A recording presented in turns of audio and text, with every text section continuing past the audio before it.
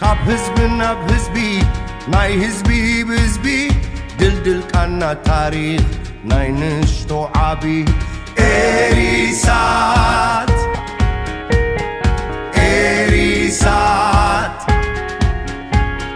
ድምፂ ውፅዓት ያው አሁን ማለት የኢትዮጵያ ባለስልጣኖች ባለፈው ጊዜ አቶ ተሾመ የሚባሉ የመከላከያ ሚኒስቴር አይ ዶንት ኖ እርግጠኛ ፖዚሽናቸውን ባላቅ ግን መከላከያ ውስጥ የሆነ ስልጣን ያላቸው ጀነራል ተሾመ እሳቸው ሲናገሩ እንግዲህ ዲፕሎማሲ እንደሚሰሩ ያሉት ዓለሞች እንዲቀበሏቸው ምናምን የሚናገሩት እንደ ሶሻል ሚዲያ ላይ እንደምታውቀው ምን ሲሉ ሰማኋቸው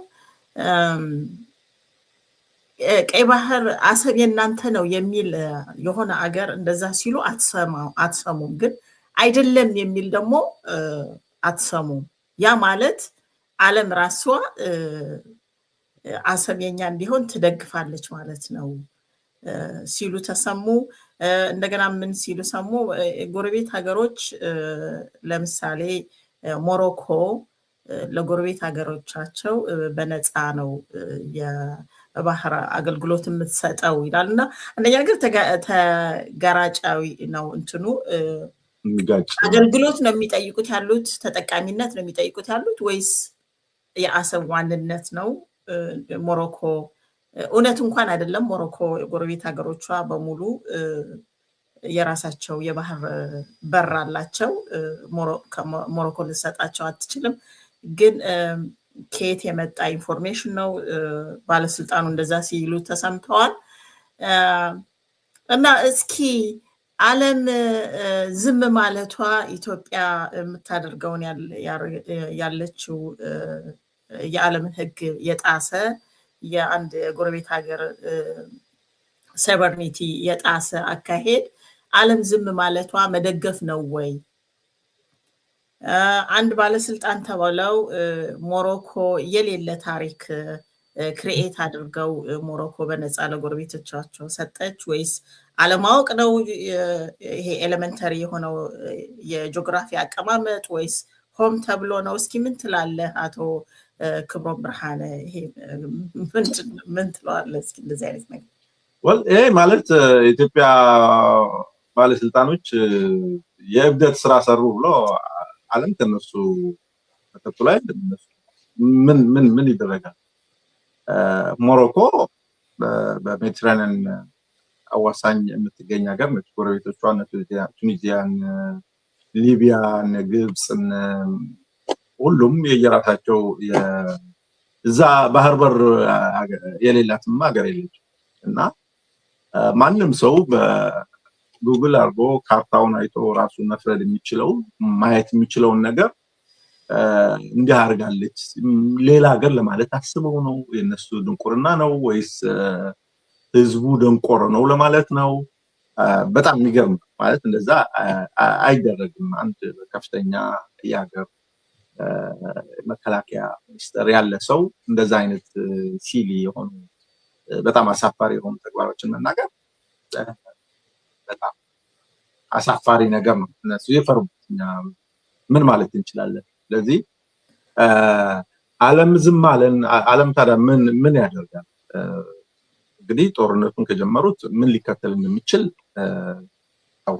መገመት የሚጠፋ አይመስለኝም ምክንያቱም የኃይለ ሥላሴ ስርዓት እኛ እንግዲህ ይኸውልሽ ከኢትዮጵያ ጋር አብሮ ለመኖር ለአንድነት እኮ ባለፈው በተለያዩ አጋጣሚዎች ተናግሬዋለሁ ከኤርትራውያን በላይ የሰራበት ብዙ ኤርትራውያን ከነበራቸው ከጣሊያን ልጅ አገዛዝ ለመላቀቅ ከዛም በፊት ቱርኮች ነበሩ ከዛም በኋላ ግብጾች ነበሩ ፖርቹጋሎች ነበሩ እና የተለያዩ የውጭ ወራሪዎች ወይም ቅኝ ገዢዎች እየመጡ አካባቢውን ቆጣጠሩት ነበር እና ይሄንን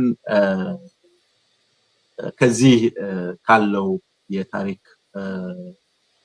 ኤክስፒሪየንስ አንፃር ከኢትዮጵያ ጋር አብሮ በመሆን ጠንካራ የሆነ የመከላከያ ኃይል ገንብቶ ጠንካራ የሆነ የሀገር አንድነት ገንብቶ አብረው ለመኖር ኤርትራውያን ብዙ ኤርትራውያን ውጭ ሀገር እየተማሩ ጣሊያን ሀገር የነበሩ ግብጽ የነበሩ ሱዳን የነበሩ እኮ በሁለተኛ ዓለም ጦርነት በኋላ ከኢትዮጵያ ጋር አብሮ ለመስራት ብዙ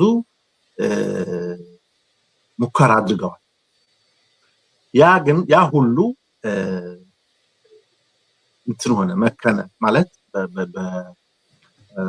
በሻጥር ብዙዎቹ ኤርትራውያኖች በተለያየ መንገድ እንዲገደሉ፣ እንዲባረሩ፣ ወደ ተቃውሞ እንዲገቡ፣ ወደ ትግሉ አጌንስት ኢትዮጵያ ወይም ለኤርትራ እንዲታገሉ ሆነዋል ማለት በነበረው ሁኔታ ማለት እና የኤርትራ ሁኔታ የስንት ዓመት የንግስነት ታሪክ የነበራት ኢትዮጵያ ንግስነቱ እንዲወድቅ ያደረገው የኤርትራ ሁኔታ ያንን አንድል ባለማድረጋቸው ማለት የመንግስቱ ስርዓትን መጣ በጣም ትልቅ እድል ነበረው።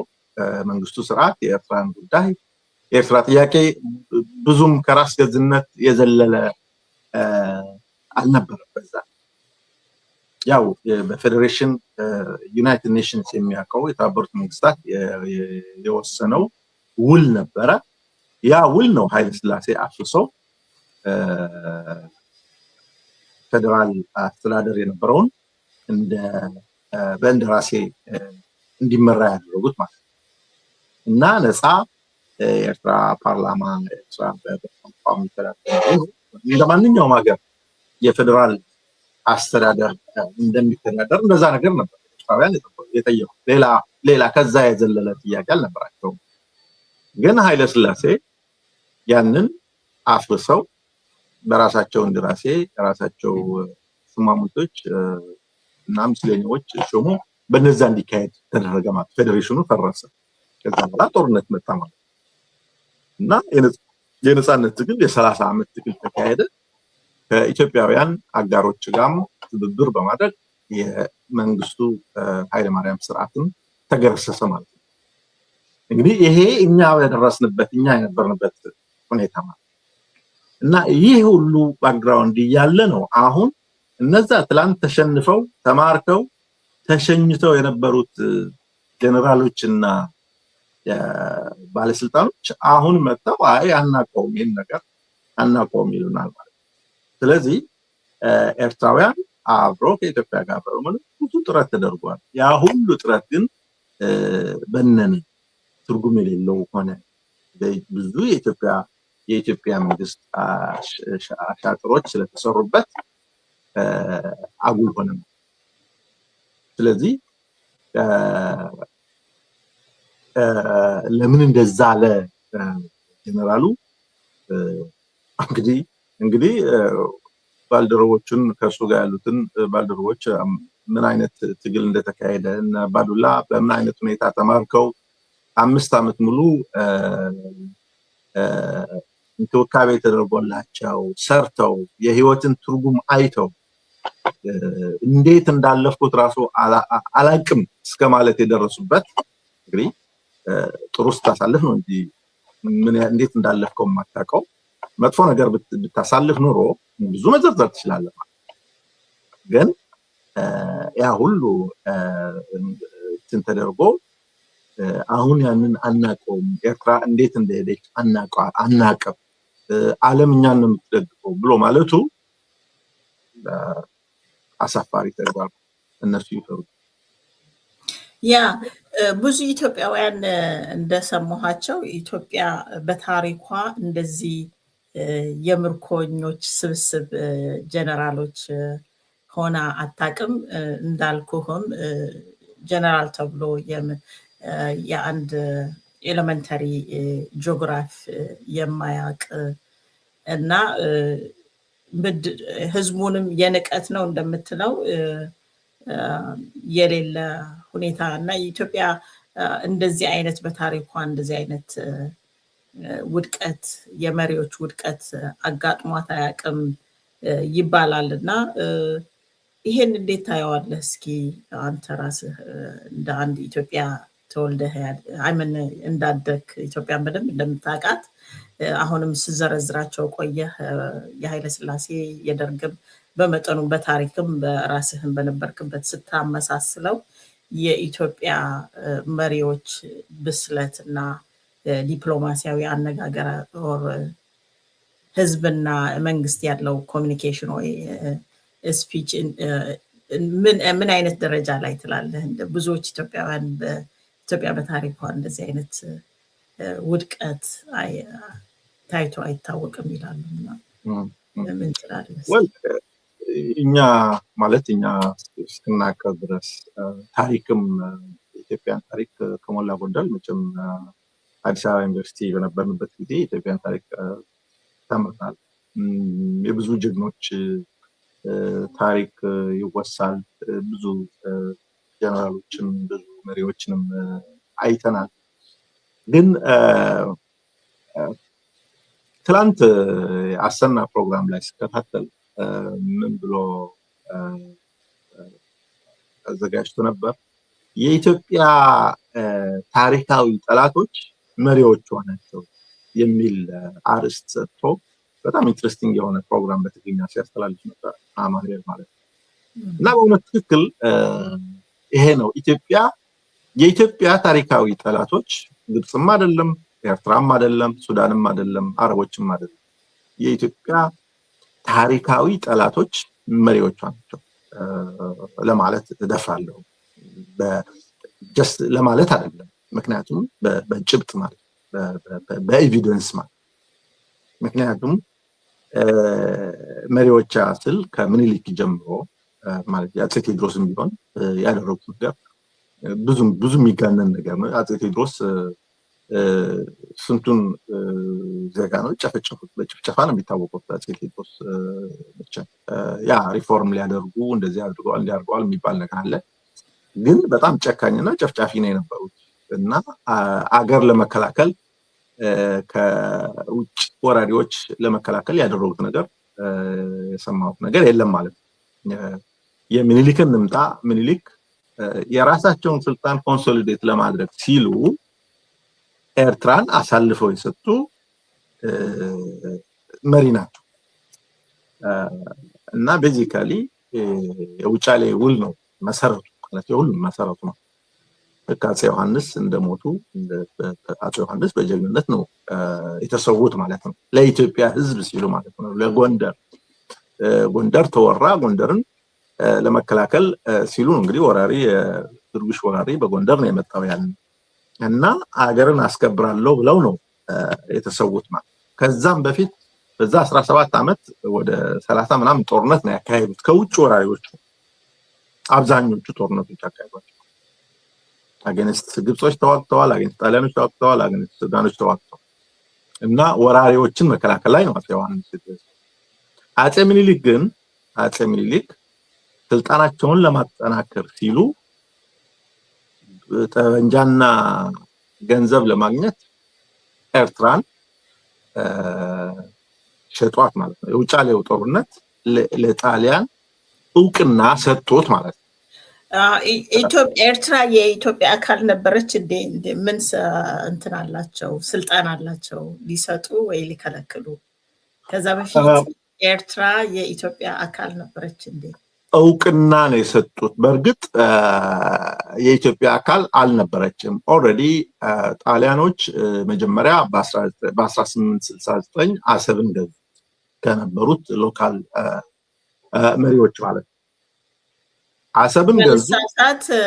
ከስንት ዓመት በኋላ ነው መጀመሪያ ኢትዮጵያ ኤርትራን ስንት ዓመት ረጅም ዓመት ከያዙ በኋላ ነው ወደ ኢትዮጵያ የሄዱት? ማን ጣሊያኖች ነው የምትይው? ጣሊያኖች። መጀመሪያ ጣሊያኖች አሰብን ነው የገዙት። አሰብ ከሎካል ሰዎች ገዙት ማለት። ከዛ በኋላ ማሳዋን ከግብጾች ነው የተረከቡት። ያው ግብጾች ያኔ በእንግሊዝ ነው የሚተዳደረው። ግብጾች ማለት እንግሊዞች ናቸው እና ኢትዮጵያ ስር ሆኖ አያውቅም። ማሳዋ ይሁን ቀይ ባህር በጠቅላላ በኢትዮጵያ አስተዳደር ስር ሆኖ አያቅ በእናትህን ለመናገር ደፍራለሁ ምክንያቱም ብዙ ጊዜ የሚጠቀሰው የአክሱም ዘመነ መንግስት አክሱም ማለት እኛ ነን እና ያ እንደ መከራከሪያ ሊመጣ ይችላል ኦኬ ሌላ ባዳ አይደለም ማሳዋን የሚገዛው ኤርትራ ያዝነው ኤርትራውያን አሁን ማለት ነው እኛ ደግሞ ከዘመነ አክሱም ጀምሮ የነበርን ህዝቦች ነው ኦኬ እና ያ ለመከራከሪያ ሊመጣ ይችላል የጋራ እሴት አለን የጋራ ታሪክ ሊኖርን ይችላል ብዙ የሚያስተሳስሩ ነገሮች አሉን ባህል አለ ቋንቋ አለ ሃይማኖት አለ ብዙ ነገር አለ ግን የአክሱም ዘመነ መንግስት የአክሱም ስልጣኔ እኛን በአንዳንዴ በአማራ ሊሂቃን የሚናገር እኛንን የአክሱም አልጋ ወራሾች እኛንን ምናምን የሚል ትርክ ያመጣሉ ግን ያው ከኛ የሄዱ ብዙ ሰዎች ሊኖሩ ይችላሉ አማራ yes ብዙ ኤርትራውያኖች ኤርትራ ፈልሰው የሄዱ በተለያየ ምክንያት በአማራ ክልል አማራ ሆኖ የሚኖሩ ብዙ ኤርትራውያን አሉ ብዙ የትግራይ ሰዎች አሉ ብዙ ኦሮሞዎች አሉ ኦኬ እና የህዝብ ስብጥር ወዲያና ወዲህ ሊኖር ይችላል ግን ኤርትራውያኖች ያን ያልነበራቸው ወይንም ኤርትራውያን የኢትዮጵያ የነበረችው ከጥንት ጀምሮ በአክሱም ጀምሮ የሚለው ነገር እዚህ ላይ አይቋጥርም ምክንያቱም አክሱሞች ማለት እኛ ማለት ነው የአክሱም ስልጣኔ ማለት እኛ ነበር ከዛ በኋላ የአክሱም ስልጣኔ ከ7ኛው እስከ 9ኛው ክፍለ ዘመን በነበረ ጊዜ ተዳከመ ከዛ በኋላ ወደ ባህር አካባቢ ድርሽ ብሎ የኢትዮጵያ ሴንትራል ገቨርንመንት ማለት ነው whatever እና የኢትዮጵያ ከ9ኛው ክፍለ ዘመን እስከ ፖርቹጊዝ ሲመጡ ድረስ የተለያዩ የአካባቢው ባለስልጣኖች ነበር ሲገዙት የነበረው ፋሚሊስ የተለያዩ ፋሚሊዎች አሉ ስማቸው ራሱ ሰሞኑን አንድ ሰው ጽፎት አይቸው ነበር ማለት ነው እና ኢትዮጵያ በባህር ለመጠቀም በእነዚህ ፈቃድ ጠይቃ የሚከፈለውን ከፍላ እንደ ተጠቃሚ ነበር ሲጠቀም የነበሩ ወደ እስራኤል የሚሄድም ቢሆን ወደ አረቢያ የሚሻገርም ቢሆን ወደ ተለያየ ቦታ የሚንቀሳቀስ በንግድ ስራም በምንም ቢሆን ያው ከነዚህ ሎካል አስተዳደሮች በነበረው መግባባት ነበር የሚጠቀሙት ማለት ነው እና የተጠቃሚነት እንደ ጎረቤት አገር እንደ ትራንዚት ሲጠቀሙበት ነበር ማለት ይቻላል እንጂ የኢትዮጵያ ሴንትራል ገቨርንመንት በነገስታት የሚገዛ የነበረው በአፄ ዘርዓ ያዕቆብ በአፄ ዳዊት አፄ ልብነ ድንግል እነዚህ ብዙ ነገስታት በነበሩበት ጊዜ ግራኝ አህመድ እነዚህ ሁሉ ቀይ ባህርን ድርሽ ብሎ አያውቁ ከዛ ወደ ምኒልክ እንምጣ ምኒልክ ደግሞ የሚቆጣጠሩ አልነበረም ግን ምን ሰጠ እውቅና ሰጣቸው ከመረብ እንዳይሻገሩ ማለት ወደዚህ እንዳይመከዝ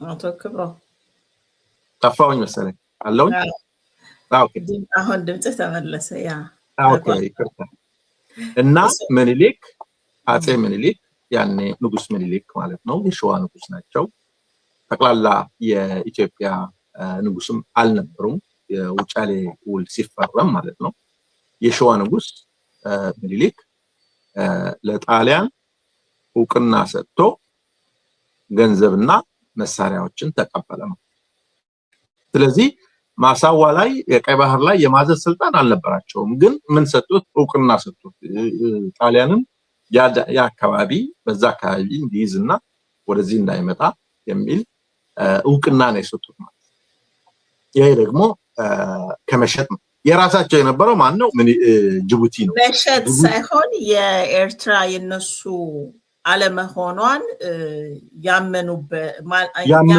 ያመኑበት ሳይሆን የታሪክ ምስክርን ነው ሚኒሊክ ኤርትራ የኛ ነች ብለው ቢያምኑ ኖሮ ይቀጥሉ ነበረ ከአድዋ ነው ያቆሙትና የአግሪመንት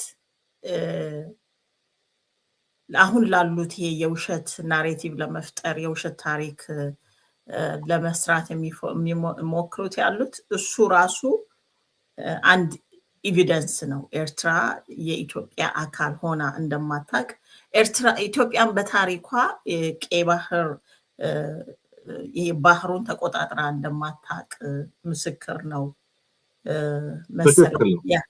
ትክክል ነው። ምክንያቱም መሸጥ ሊባል ይችላል። ምክንያቱም ትራንዛክሽን ስለተካሄደ ያንን እውቅና ለጣሊያን የራስህ ያልሆነ ንብረትን የመሸጥ እንትን አለህ ወይ? አቅም አለህ ወይ? ኤርትራ የራሳቸው አልነበረችም። ሊሸጡም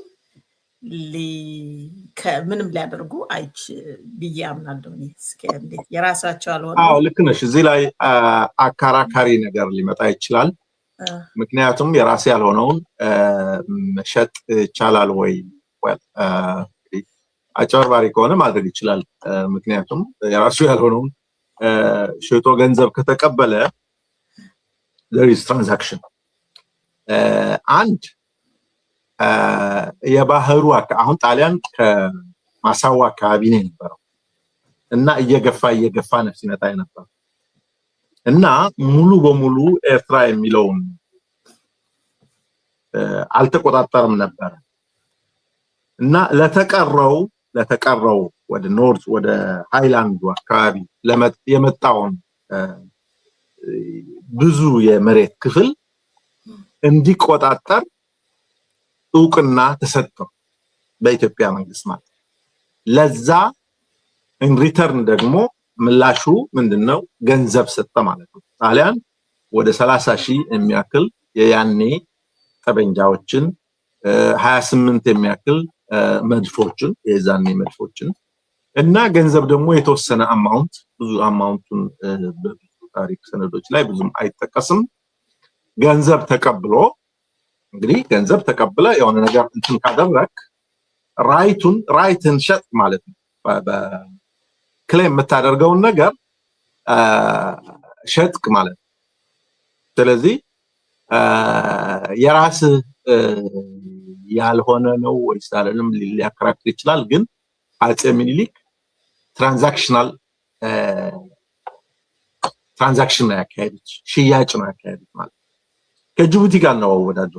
ጅቡቲ የራሳቸው ስለነበረ ኦኬ በኪራይ መልክ ነው የሰጡት ለ90 ዓመት ነው 99 ዓመት አይደል ነው በኪራይ መልክ ለፈረንሳይ ነው የሰጡት ማለት ነው። እና ይሄ ሊያከራክር ይችላል።